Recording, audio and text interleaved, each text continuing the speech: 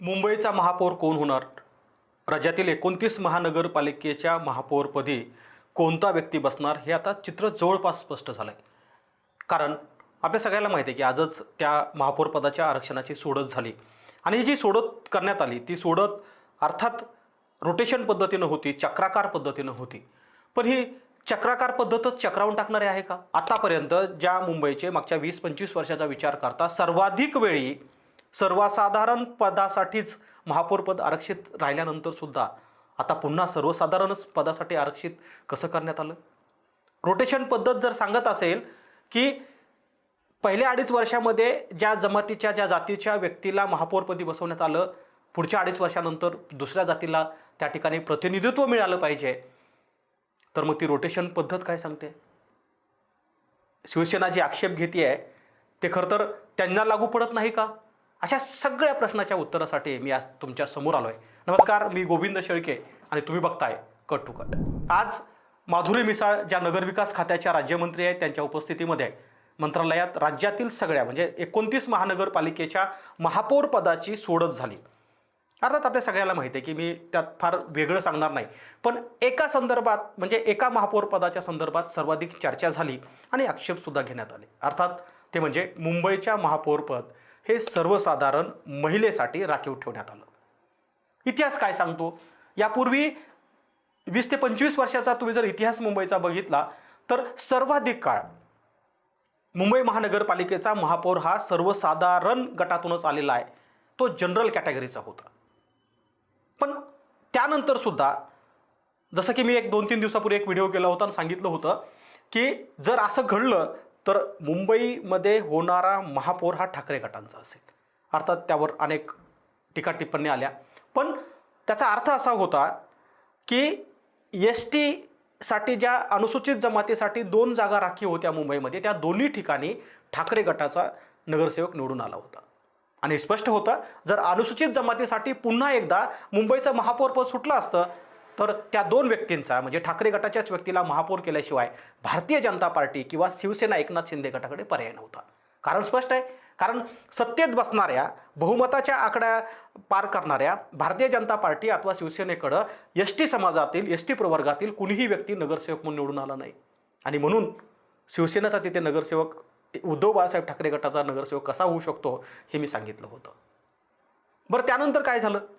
आता खरं तर मागणी केली जात होती की मागच्या 2002 पासूनची आकडेवारी मी तुमच्या समोर ठेवणार आहे. 2000 पासून आतापर्यंत म्हणजे 2023 पर्यंत काय घडलं, यापूर्वी किती महापौर हे सर्वसाधारण होते, किती इतर कॅटेगरीतले होते, हे बघितल्यानंतर आपल्या लक्षात येईल की ज्या शिवसेनेची उद्धव ठाकरे यांची सर्वाधिक काळ मुंबई महानगरपालिकेवरती सत्ता राहिली त्यांच्याच काळात सर्वाधिक वेळा सर्वसाधारण गटाकडे महापौरपद राहिले.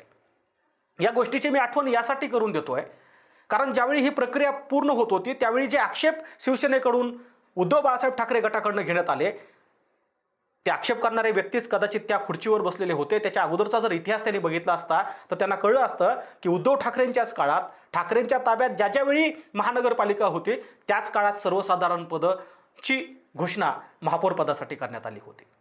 आणि म्हणून मी जी आकडेवारी तुमच्या समोर आणतोय, जी नावं समोर आणतोय, ही समजून घेणं गरजेचं आहे की नेमकं इतिहासात काय झालं होतं. एकतर आपल्या सगळ्याला माहिती आहे की रोटेशन पद्धत काय असते, तर रोटेशन पद्धत अशी सांगते की मुंबई महानगरपालिकेचा जो काही महापौर आहे तो 2.5 वर्षासाठी निवडला जातो आणि दर 2.5 वर्षाला जे आरक्षण पडतं, जर यावेळी खुल्या प्रवर्गासाठी आरक्षण पडलं असेल तर पुढच्या 2.5 वर्षासाठी इतर मागासवर्गीयासाठी असेल, एसटी समाजासाठी असेल, की रोटेशन पद्धतीनं एकाच समाजाला वारंवार त्या खुर्चीवर बसण्याची संधी नाही मिळाली पाहिजे म्हणून ही चक्राकार पद्धत बनवण्यात आली. मात्र चक्राकार पद्धत हीच चक्रावून सोडणारी आहे. काय झालंय? अगदी सोप्या भाषेत सांगायचं तर अनुसूचित जाती जमातीचा व्यक्ती जर एकदा खुर्चीवर बसला असेल तर पुढच्या 2.5 वर्षासाठी त्या ठिकाणी इतर मागासवर्गीयाला संधी मिळाली पाहिजे. त्यानंतर खुल्या प्रवर्गातील व्यक्ती म्हणजे कधी पुरुष असेल कधी स्त्री असेल यांना संधी मिळाली पाहिजे. आणि जे रोटेशन आहे ते बदलत राहील म्हणून याला असं म्हटलंय की चक्राकार पद्धत ही रोटेशनल पद्धतीनं होते. या दोन्ही गोष्टी इथे होताना पाहायला मिळत नाहीयेत. आणि म्हणून आपण थोडं इतिहासात जाऊया. काय झालं होतं यापूर्वी ज्यावेळी ठाकरे गटाचीच सत्ता या मुंबई महानगरपालिकेवरती होती. 2000 मध्ये सर्वसाधारण हरीश्वर पाटील हे मुंबई महानगरपालिकेचे महापौर राहिले होते. आपण थोडंसं पुढे जाऊ. 2002मध्ये इतर मागासवर्गीय असलेले महादेव देवळे हे मुंबई महानगरपालिकेचे महापौर राहिले होते. 2005मध्ये सर्वसाधारण असलेले दत्ताजी दळवी, अर्थात हे सगळे शिवसेनेचे आहेत, जे महापौर म्हणून काम बघत होते. 2007मध्ये ओबीसी महिलेला संधी मिळाली होती, ज्यांचं नाव होतं डॉक्टर शोभा रावळ. त्यापुढे काय झालं, विशेष आहे की हे सगळी नावं शिवसेनेच्या काळातली आहेत. 2009मध्ये सर्वसाधारण महिलेला ते राखीव ठेवण्यात आलं होतं आणि त्या ठिकाणी श्रद्धा जाधव या मुंबईच्या महापौर होत्या. त्यापुढे 2012मध्ये सर्वसाधारण गटामधूनच सुनील प्रभू हे मुंबईचे महापौर झाले होते. आपण जर 2000 पासून इथपर्यंत म्हणजे 2012पर्यंत बघितलं तर सर्वाधिक काळ हे सर्वसाधारण पदासाठीच मुंबईचं महापौर पद आरक्षित असल्याचं आपल्याला पाहायला मिळतं. आपण आणखी थोडंसं पुढे जाऊ.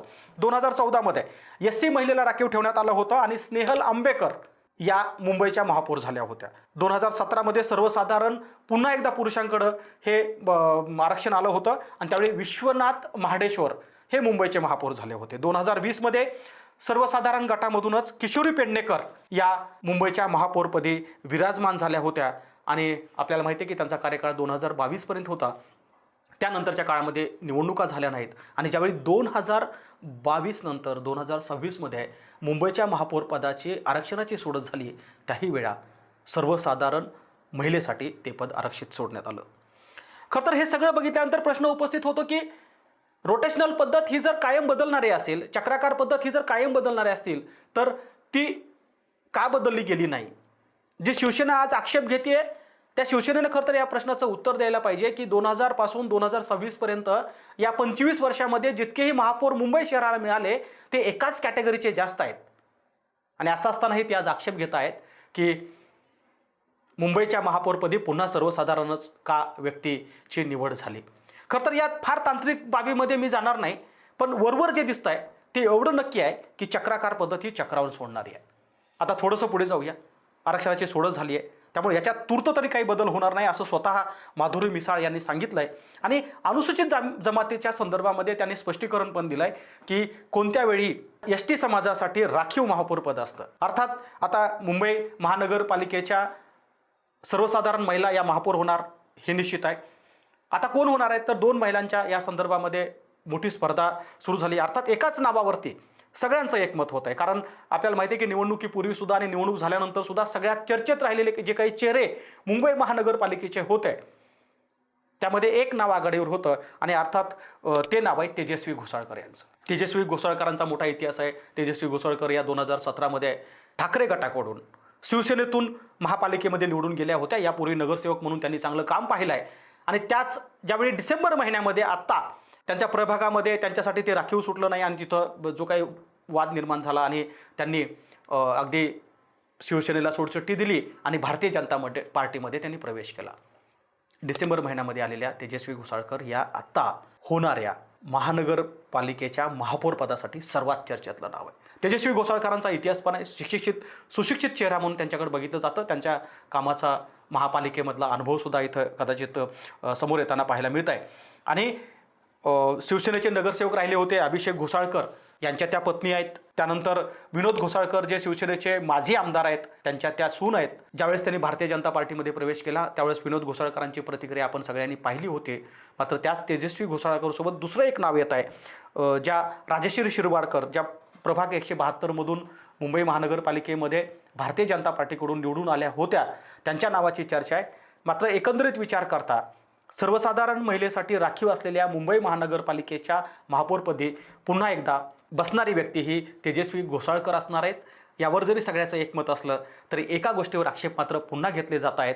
आक्षेप रोटेशन पद्धत बरोबर आहे का, चक्राकार पद्धत चक्रावून सोडणारी असली तरी आज जे आक्षेप घेत आहेत ते कधी त्या प्रश्नाचं उत्तर देणार आहेत का नाही. कारण ज्यांच्या काळामध्ये सर्वाधिक काळ सर्वसाधारण पदाचा व्यक्ती त्या पदावरती विराजमान झाला त्यावेळी नेमकी कोणती पद्धत अवलंबली होती याचं उत्तरसुद्धा शिवसेनेनं देण्याची आज गरज निर्माण झाली आहे. धन्यवाद.